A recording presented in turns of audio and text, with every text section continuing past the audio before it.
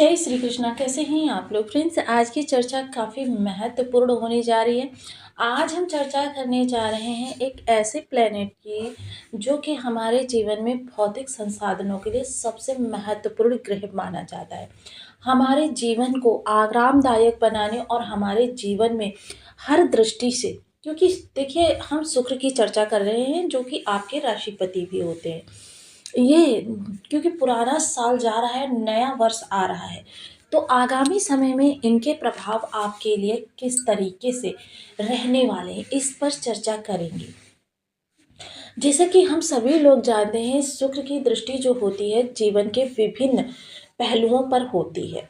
बाल्यावस्था है अगर, तो माता के द्वारा धन प्राप्ति, सुख समृद्धि, ऐश्वर्य के द्वारा आपको सुख की प्राप्ति कराते हैं।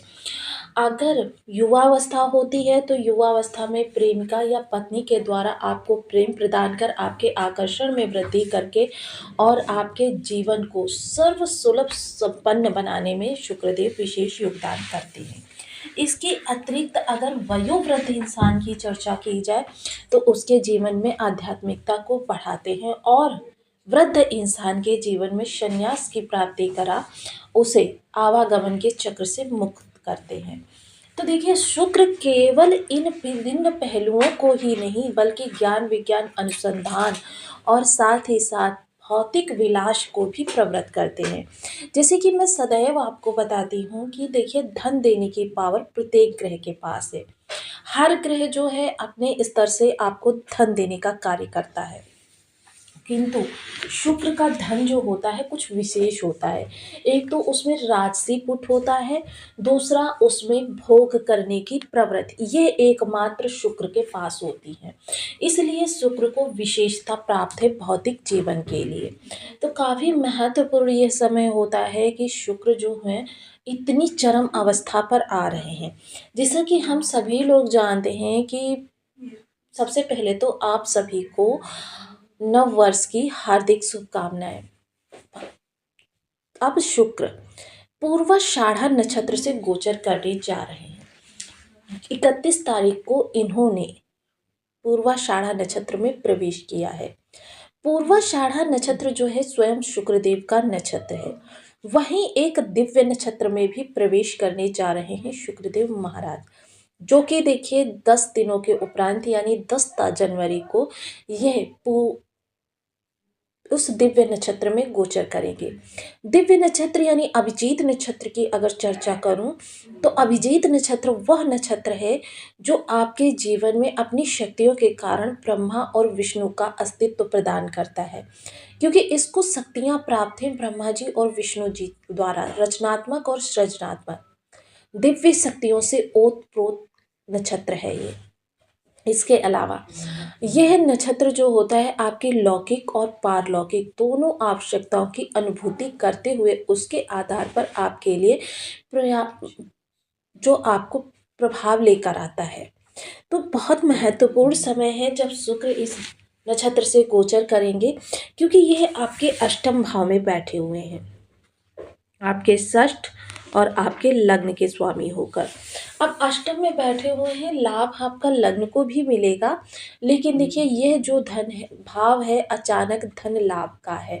तो इसके प्रभाव आपके लिए किस तरीके से निकल कर आने वाले हैं, इन सभी विषयों को इस वीडियो में लेंगे।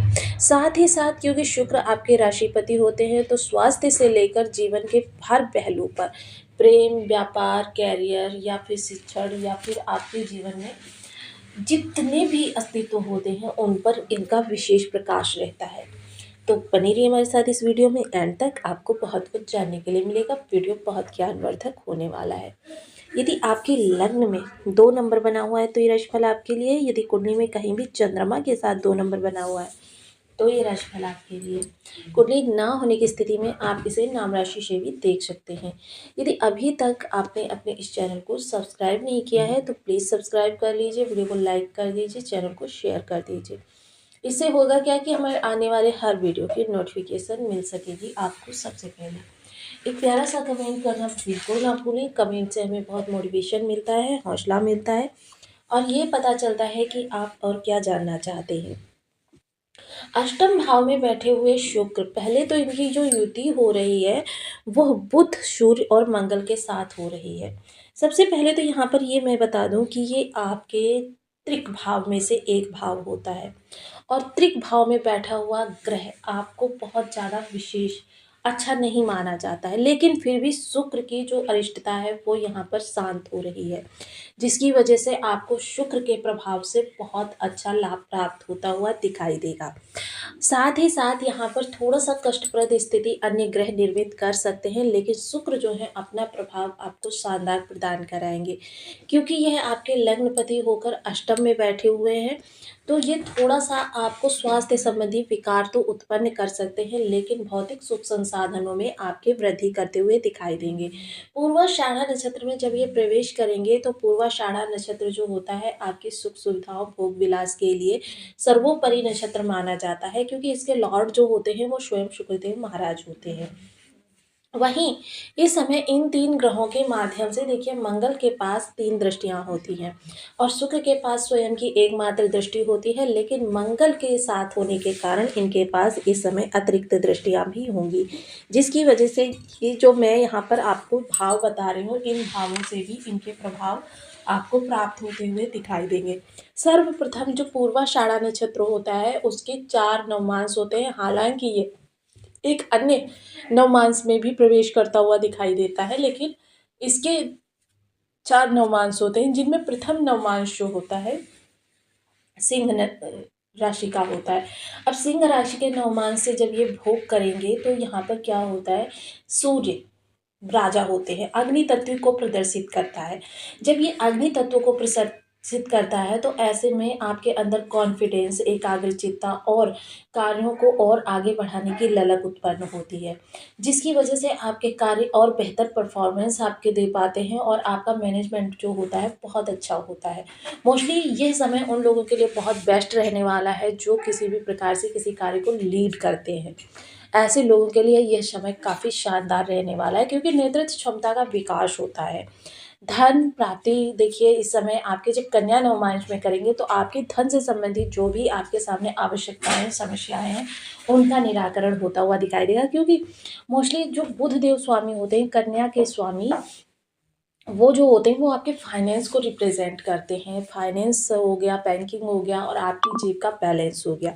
इन सभी चीज़ों को देखने के साथ में शुक्रदेव महाराज को जो विशेष प्रभाव होगा, वो आपको धन प्राप्ति में भी सहायक होगा। अचानक धन प्राप्ति भी बनेगी, आपकी रेगुलर इनकम में भी वृद्धि हो सकती है। क्योंकि देखिए, शुक्रदेव महाराज का लाभ पर भी दृष्टि है, धन पर भी दृष्टि है, प्रयास पर भी दृष्टि है। तो इस समय आपके प्रयासों को थोड़ा-सा चेंज करेंगे और उस जगह पर आपको लेकर जाएँगे जहाँ से आप अपने प्रयास को बहुत ज़्यादा बढ़ा सकें। विचारों में विशेष इनका योगदान रहने वाला है। वहीं अगर चर्चा करें तृतीय नवमांश, जो कि शुक्रदेव का स्वयं का नवमांश है, यानी कि तुला नवमांश। अब ये तुला राशि जो होती है, शुक्र की धन की भी राशि होती है और बैलेंस की भी राशि होती है। धन से बैलेंस, यानी कि आपके इस समय की समस्याएं और आगामी समय की समस्याएं, ये दोनों समस्याओं को ध्यान में रखते हुए किस तरीके से उनका निराकरण हो सकता है और कैसे प्रिपेयर हुआ जा सकता है, यह शुक्र आपको समझाएंगे। ये चीज़ें जब आपकी मैनेज हो जाएँगी, तो आप कह सकते हैं कि आपके जीवन की 80% तक समस्याएँ खत्म हो जाएँगी। विशेषतः धन संबंधी जो धन आगमन में आपकी समस्या अड़चन हो रही है, उनसे जुड़ी हुई इच्छाएँ इस समय आपकी 80% तक पूर्ण होती हुई दिखाई देंगी, जिसकी वजह से आप काफ़ी प्रसन्नचित्त, काफ़ी प्रफुल्लित रहते हुए दिखाई देंगी। वाणी आपकी काफ़ी ज़्यादा पोलाइट रहेगी और वाणी देखिए, आपके हर व्यक्ति को किस तरीके से अपने फेवर में लेकर आना है, इस पर भी वाणी का विशेष दृष्टिपात रहने वाला है, जिसकी वजह से समय जो है आपका बहुत ही आनंदित और विलासपूर्ण रहने वाला है। अब बारी आती है वृश्चिक नवमांश की। वृश्चिक नवमांश जो होता है बेहद महत्वपूर्ण होता है, लेकिन शुक्र का यहाँ पर जाना थोड़ा-सा आपके विचारों में क्रांतिकारी परिवर्तन लेकर आता है। देखिए, इस दौरान आपको महिला सहकर्मी से बहुत ज़्यादा घनिष्ठता बनाना या बहुत ज़्यादा वार्तालाप करना आपको लोकापवाद में डाल सकता है। व्यर्थ के अनावश्यक आपको दाँव-पेच खेलने पड़ सकते हैं, जो कि आपके आगामी समय के लिए अच्छा नहीं होगा। तो यहाँ पर आपको थोड़ा-सा देखिए, शालीनता से किसी भी प्रकार की अप्रिय स्थिति से बचते हुए, महिला सहकर्मी से या किसी महिला मित्र से बहुत ज़्यादा घनिष्ठता बनाने से या बहुत ज़्यादा वार्तालाप करने से भी बचना होगा। इसके अतिरिक्त देखिए, व्यर्थ के दूसरों के विवादों में उलझने से भी बचना होगा। मोस्टली ऐसे योग भी बन रहे हैं कि आप अनावश्यक ही दूसरों के विवादों में फँस जाएँगे, लेकिन इसका सबसे अच्छा जो ऑप्शन होता है वो होता है मौन। मौन हज़ार समस्याओं को निदान करता है। इस समय पर क्योंकि मंगल का जो ये प्रभाव है शुक्र के साथ बहुत अच्छा नहीं माना जाता है। यह आपके विचारों में एक वासनात्मक फुट को बढ़ाता है और आपके जीवन में कहते हैं ना कि एक ऐसे समय को उत्पन्न कर देता है जब व्यक्ति को सिर्फ़ वही चीज़ें अच्छी लगती हैं जो वो चाहता है। अन्यत्र चीज़ों के खिलाफ वो खड़ा होता है और गलत चीज़ों को भी सही सिद्ध करने के प्रयास में लगा रहता है। तो इसलिए इस गोचर काल में आपको थोड़ा-सा सतर्क रहना होगा, वाणी को संयमित रखना होगा। भोजन बहुत ही आपको सात्विक करना चाहिए, क्योंकि बहुत ज़्यादा राजसी या तामसिक भोजन करने से आपकी प्रवृत्तियाँ जो होती हैं निरंकुश हो सकती हैं। इसलिए जितना संभव हो सके आप अपने भोजन को सात्विक रखें, जिसके कि लाभ आपको आगे समय में प्राप्त हो सकते हैं। आप चर्चा अगर मैं करूँ उपायों की, तो उपायों के लिए देखिए, सबसे पहले जो उपाय आता है ओम सुन शुक्राय नमः। क्योंकि यह ऐसा मंत्र होता है जिसको जपने से आपके शुक्र अगर खराब होते हैं तो वो अच्छे होने लगते हैं, और अगर अच्छे होते हैं तो उनमें बल आने लगता है।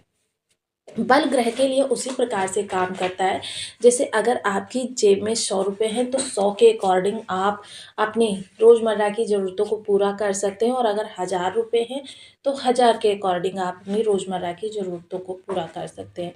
इसी तरीके से शुक्र जो होते हैं आपके धन आगमन में विशेष योगदान निभाते हैं। तो आपको वीडियो कैसी लगी मुझे कमेंट बॉक्स में ज़रूर बताएं। चैनल पर न्यू है तो प्लीज़ वीडियो को लाइक शेयर, चैनल को सब्सक्राइब करना बिल्कुल ना भूलें। मिलती हूँ नेक्स्ट वीडियो में, तब तक के लिए नमस्कार। अपना